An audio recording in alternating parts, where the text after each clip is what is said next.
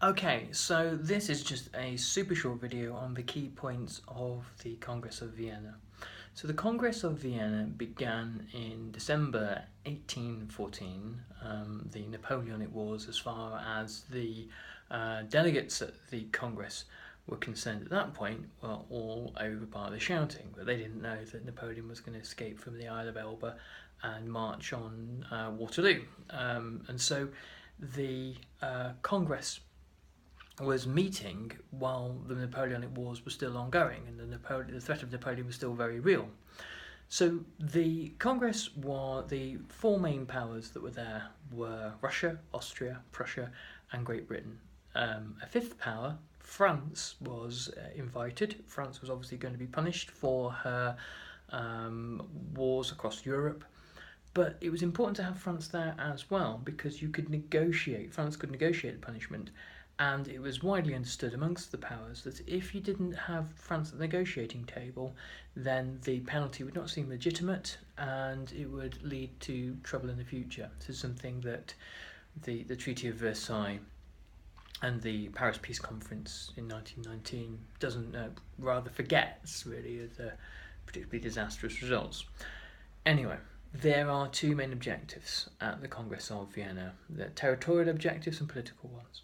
The empires of Europe and the great powers of Europe want to carve up Napoleon's empire, to punish France territorially, and to make sure that the borders of Europe are redrawn in the interests of order. So that means that, for example, Austria would have hegemony in Italy, a very in the eyes of the Congress, quite dubious part of the world, full of revolutionary secret societies and that sort of thing. The countries like Poland that had fought on the side of Napoleon and been temporarily reformed during the Napoleonic Wars were going to be divided up again and ruthlessly suppressed. Polish nationalism ruthlessly suppressed by the Russians, the Prussians and the Austrians. And the political objectives of the Congress were really the prevention, not just of the outbreak of wars, and by in the eyes of people like Metternich and Castlereagh were seen as pretty inevitable and part of the natural running of things, but revolutionary wars. Revolutionary wars were really, really bad. Revolutionary wars had gripped Europe from 1793 onwards and had not only caused widespread devastation. The Napoleonic Wars had been probably, you could call it, the world's first world war, perhaps even the world's second world war if you count the 7 Years' War. But it had been fought from everywhere from the Caribbean to Central Europe to Spain and Portugal. There had been fighting in Egypt, in Syria, in India, and even in Java. So it was a global conflict.